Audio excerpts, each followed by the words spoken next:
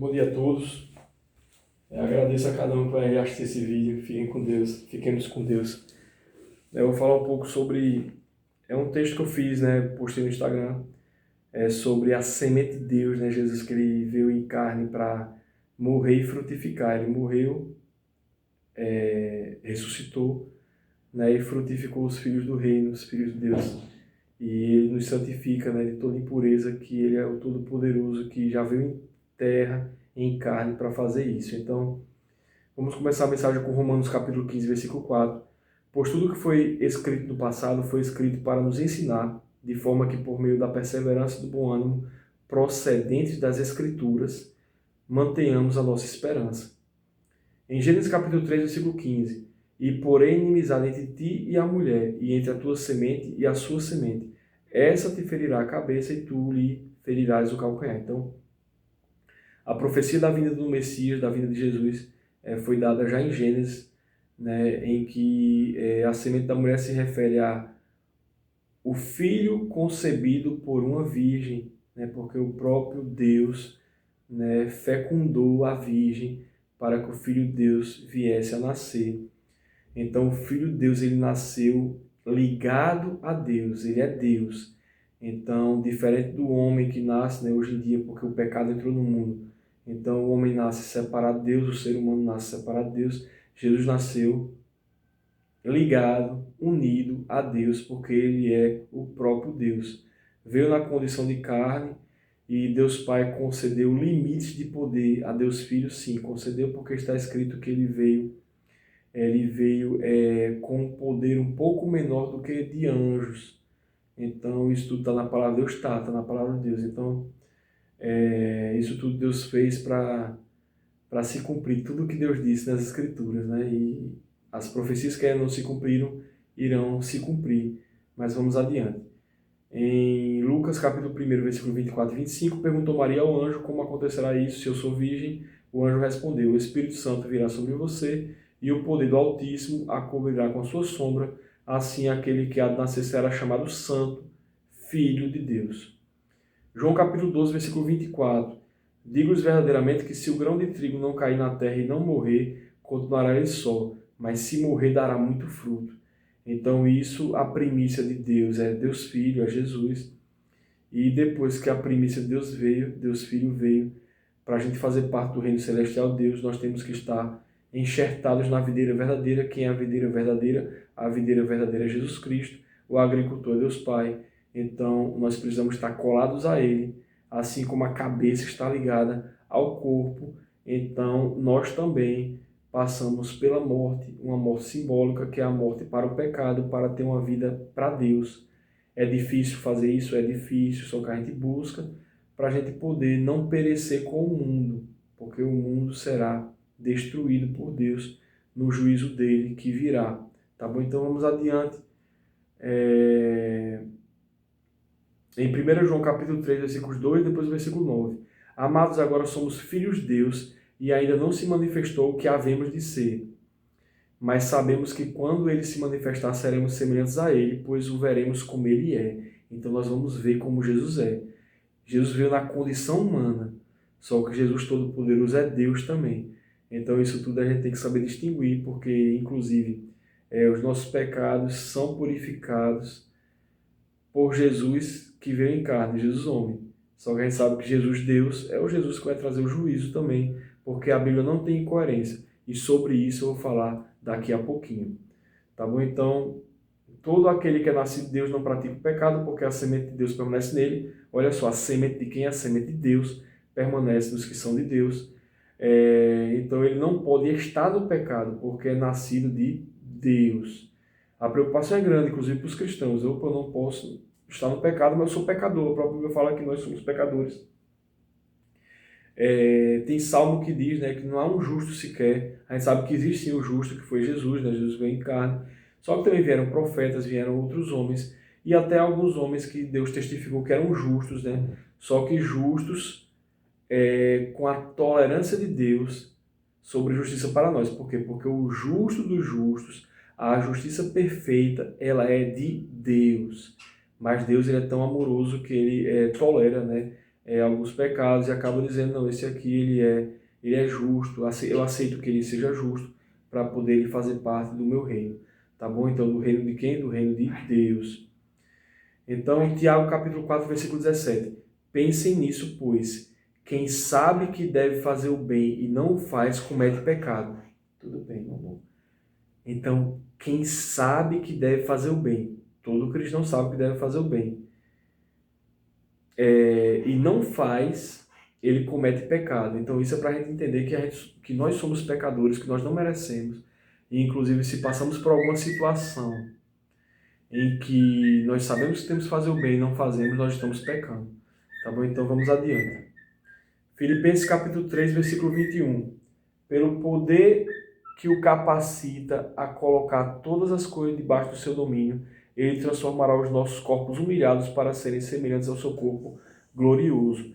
1 Coríntios capítulo 15, versículos 35 a 38, depois os versículos 42 a 43. Mas alguém pode perguntar, como ressuscitou os mortos? Com que espécie de corpo virão? Então, o que você semeia não nasce a não ser que morra. Quando você semeia, não semeia o corpo que virá a ser, mas apenas uma simples semente, como de trigo ou de alguma outra coisa. Mas Deus lhe dá um corpo, como determinou, e a cada espécie de semente dá o seu corpo apropriado. Assim será com a ressurreição dos mortos, o corpo que é semeado é perecível e ressuscita imperecível, é semeado em desonra e ressuscita em glória, é semeado em fraqueza e ressuscita em poder. 1 Pedro capítulo 1, versículo 23. Pois vocês foram regenerados não de uma semente perecível, mas imperecível, por meio da palavra de Deus viva e permanente. Então, a palavra de Deus é imperecível, a palavra de Deus, os céus e terra passarão, mas a palavra de Deus, a palavra de Jesus não passará. Então, tamanho é o poder de Deus, o poder inabalável. Mateus capítulo 13, versículos 37 a 38. Ele respondeu, aquele que semeou a boa semente é o Filho do Homem. O campo é o mundo e a boa semente são os filhos do reino. O joio são os filhos do maligno. Então, Jesus também semeou, sim. Jesus ele foi a primícia de Deus, a semente de Deus que morreu por nós, né? E quando renasceu, ressurgiu, quando ele ressuscitou, né? Ele compartilhou do amor dele com os apóstolos e cada um foi sendo luz do mundo e sal da terra para iluminar mais pessoas, para que o reino de Deus se complete com os santos dele, com as pessoas que buscam a ele, né, que vivem uma vida de buscar a santidade. Então, existem filhos do maligno? Sim, a palavra de Deus é clara que fala que os joios são os filhos do maligno, mas a gente sabe que a gente nasce nas trevas e pode ir para o reino celestial de Deus, o reino da luz, de que forma? Arrependendo-se do que cometemos, entendendo que é por meio de Jesus que temos acesso a Deus Pai, e frutificando o que agrada a Deus, então perseverar, ter ânimo para manter-se nos caminhos do Senhor. Em Marcos capítulo 4, versículo 26, depois o versículo 30 a 33. Ele prosseguiu dizendo, o reino de Deus é semelhante a um homem que lança sementes sobre a terra. Então, sugestão de leitura, versículo 33. Com muitas parábolas semelhantes, Jesus lhes anunciava a palavra, tanto quanto podiam receber. Então, Jesus que conheceu a condição humana, ele também conheceu até onde poderia nos ensinar, porque até Paulo fala sobre isso, né, nas cartas, em que tinha certas coisas que ele quis repassar, mas não nos preparamos de tal forma que muitas vezes permanecemos no raso, né? No raso do conhecimento de Deus. Então que a gente busca cada vez mais nos aprofundar para poder receber mais de Deus em nossas vidas. Não apenas receber o conhecimento, mas também frutificar as boas obras, porque a sabedoria ela precisa estar acompanhada de obras para que venhamos a agradar o Senhor. Sugestão de leitura, Atos capítulo 1, versículo 8. Mas receberão poder quando o Espírito Santo descer sobre vocês, serão minhas testemunhas. 1 Pedro capítulo 4, versículo 11. Se alguém serve, faça com a força que Deus provê. Então aqui nós estamos referindo à força que Deus fornece ao homem, que ela é muito superior à força que a carne pode prover. Então também tem 2 Coríntios capítulo 12, versículo 9. Né? Deus falou para Paulo, né, quando ele tinha risco de ficar soberbo pelas revelações que ele recebeu de Deus. Então Deus permitiu que o espinho na carne atormentasse Paulo por algum tempo, né? A gente pode conversar sobre isso depois, né? E Deus disse para Paulo que a graça de Deus, né, bastava para Paulo, pois o poder de Deus se aperfeiçoa na fraqueza, na nossa fraqueza em carne, que a gente entende que é pequeno, é pecador, a gente se humilha perante Deus e Deus nos preenche com o poder dele para a gente fazer a vontade dele. Efésios capítulo 6, versículo 10, fortaleçam-se no Senhor e no seu forte poder. 2 Timóteo, capítulo 1, versículo 7. Pois Deus não nos deu espírito de covardia, mas é um espírito de que? O Espírito Santo? De poder, de amor e de equilíbrio. Mateus, capítulo 26, versículo 41. Vigiem e orem para que não caiam em tentação. O espírito está pronto, mas a carne é fraca. Então Jesus veio na condição humana, viveu a vida em carne, né, sem pecar. E por ele ter conhecido essa condição, ele conhece, né, nossas limitações, nossas fraquezas, nossas ansiedades, nossas inquietações, né? Então, ele é tão amor, né? Deus é tanto amor que mandou o Filho dele em carne para que a gente recebesse, né, do amor de Deus e do conhecimento de como devemos viver aqui na Terra. Em Filipenses capítulo 4, versículo 12 e 13, né, fala das dificuldades que Paulo enfrentou, e no final ele falou que tudo pode naquele que fortalece. Mas a gente entende que esse tudo pode naquele que fortalece não significa fazer todas as coisas, todas as vontades da carne, mas fazer a vontade de Deus, que Deus mesmo em situações de dificuldade, até de fome, né, Deus ele fortalece, né, o cansado, o faminto, aquele que está passando por uma grande tribulação. Em Isaías capítulo 40, versículos 28 a 31, será que você não sabe, nunca ouviu falar? O Senhor é o Deus eterno, o Criador de toda a terra. Ele não se cansa nem fica exausto. Sua sabedoria é insondável. Ele fortalece ao cansado e dá grande vigor ao que está sem forças. Até os jovens se cansam e ficam exaustos, e os moços tropeçam e caem. Mas aqueles que esperam no Senhor renovam suas forças, voam bem alto como águias, correm e não ficam exaustos, andam e não se cansam. Por quê? Porque o poder de Deus estando na pessoa, Deus permite todas essas coisas. E aqui também tem promessa de Deus, né, para cada um de nós. Né? É só pedir a Deus mais revelações sobre a palavra. Em João capítulo 12, versículos 46 a 50, né, o nosso Senhor Jesus ele veio ao mundo como luz para que todo aquele que crê em mim não permaneça nas trevas. Se alguém ouve as minhas palavras e não as guarda, eu não o julgo, pois não vim para julgar o mundo, mas para salvá-lo. Aqui, da mesma forma que João capítulo 3, né, que Deus enviou o Filho não para condenar o mundo, mas para que o mundo fosse salvo por meio dele. Então a gente tem que entender que aqui estamos nos referindo a Jesus homem, Jesus carne, porque o próprio Jesus, ele é Deus Filho, ele venceu a morte, mas aqui a própria palavra de Deus diz no versículo seguinte o quê? Que há um juiz para quem me rejeita e não aceita as minhas palavras. Quem é esse juiz?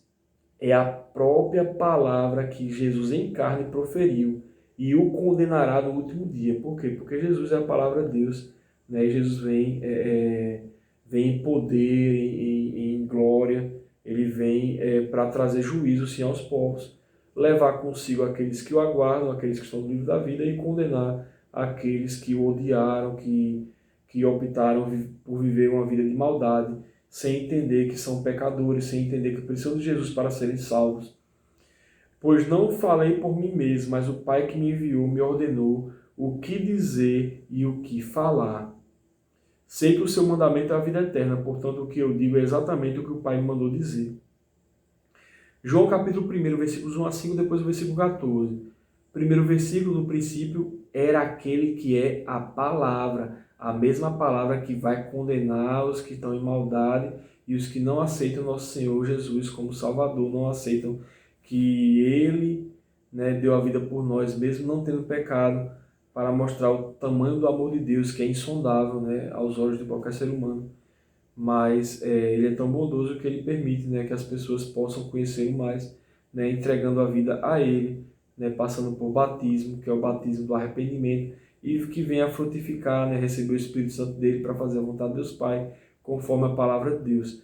Então Jesus, que no princípio era aquele que é a palavra, estava com Deus e era Deus, e veio na condição humana. Né? Então aqui a palavra de Deus ela fala no passado, né? Mas a gente sabe que Jesus é Deus, mas ele viveu uma condição humana, e na condição humana nosso Senhor Jesus ele também passou por uma separação de Deus, que foi no momento que todo o pecado do mundo, das gerações que viriam, inclusive, ele suportou ali, né, os pecados de todos os que o aceitam, né, suportou ali na cruz.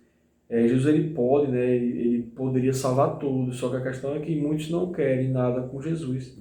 Né? Isso é a escolha pessoal de cada um, porque Deus é tanto amor que ele permite que cada um viva a sua vida escolhendo, né, o que caminho vai seguir.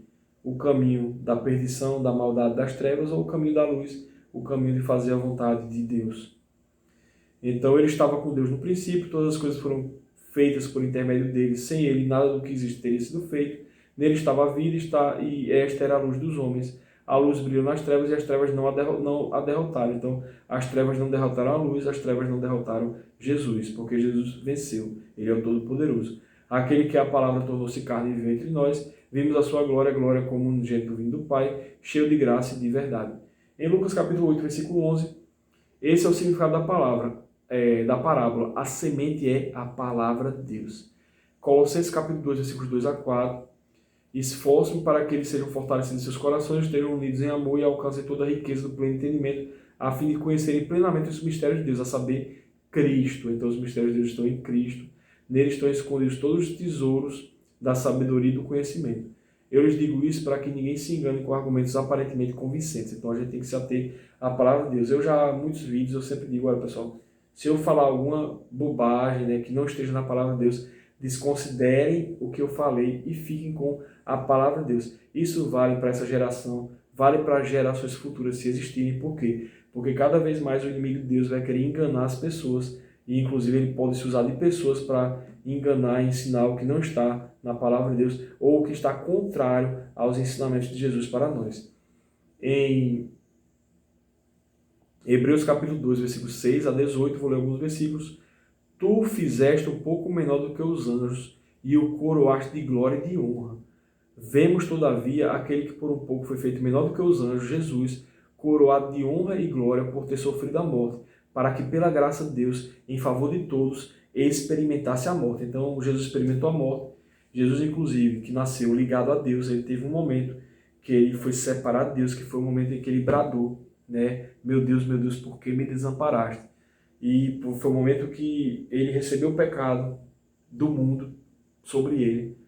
E Deus que não compactua, que não se liga a pecado, porque Deus é o Santo dos Santos, Deus é santo. Então foi o momento que houve a separação, né? E Deus aceitou o sacrifício perfeito de Deus Filho, o Cordeiro de Deus que tira o pecado do mundo, de tal forma que Deus ele recolocou o Espírito em Jesus, porque Deus ele cumpriu, né, tudo que ele proferiu nas suas profecias, né, desde a criação, desde quando o pecado entrou no mundo, né? Então ele fez com que Jesus reconciliasse consigo todas as coisas. Ao levar muitos filhos agora, convinha que Deus, por causa de quem, por meio de quem tudo existe, tornasse perfeito, mediante o sofrimento, o autor da salvação deles. Ora, tanto o que santifica quanto os que são santificados provém de um só. Por isso Jesus não se envergonha de chamá-los irmãos. Então, Jesus não se envergonha de chamar irmãos se fazemos parte do reino dele. E aqueles que não aceitar Jesus podem aceitar também e entender que a vida plena é a vida com Deus, a vida em que a gente sai das trevas e vai para a luz. Porque tendo em vista que ele mesmo sofreu quando tentado, ele é capaz de socorrer aqueles que também estão sendo tentados. Então a palavra de Deus é clara, ela diz que Deus não permite que nós sejamos tentados além do que suportamos para não cairmos, não nos separarmos dele, né? Então a gente tem que buscar cada vez mais fazer a vontade de Deus para que Deus conceda mais essa graça de a gente poder caminhar com ele, né, ao longo de nossas vidas, porque precisamos perseverar até o fim.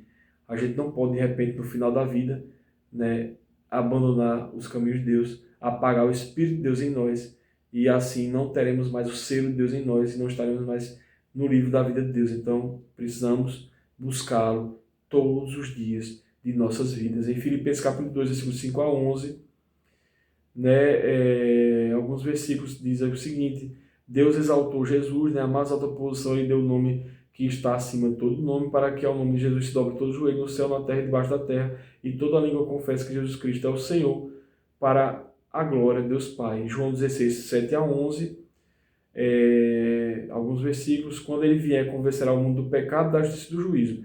Do pecado, porque os homens não creem em mim. Aqui sabemos que fala, os homens não creem em mim. Ah, não, mas se os homens não creem em Jesus, então todos serão condenados. Não, nós sabemos que os que creem em Jesus vivem a vida para Jesus, entendem os procedimentos que devemos adotar para estar no reino de Jesus, nós cremos nele. Mas aqui a gente se refere a que todos pecaram, todos não creram, mas alguns creem. Por mais que a palavra diga, os homens que não creem em mim, é assim como muitas palavras que estão na Bíblia, que não se escreveu o texto completo. Por quê? Porque o próprio Espírito Santo nos mostra que o texto, por exemplo, quando se diz todos serão salvos, mas todos quem? Todos que estão no livro da vida, ou então todos que perseveraram em Deus, permaneceram a vida de santidade, depois que se arrependeram dos pecados da época da ignorância, da época em que não tinham aceitado o nosso Senhor Jesus como único e suficiente Salvador. Então, do pecado porque os homens não creem em mim, da justiça porque vou para o Pai e vocês não me verão mais, e do juízo porque o príncipe desse mundo já está condenado. 2 Coríntios capítulo 5, versículo 21, Deus tornou pecado por nós aquele que não tinha pecado, para que nele nos tornássemos justiça de Deus. Então, a palavra de Deus é forte. Deus abençoe todos nós, que fiquemos com Deus, e muito obrigado para quem assistiu o vídeo até aqui.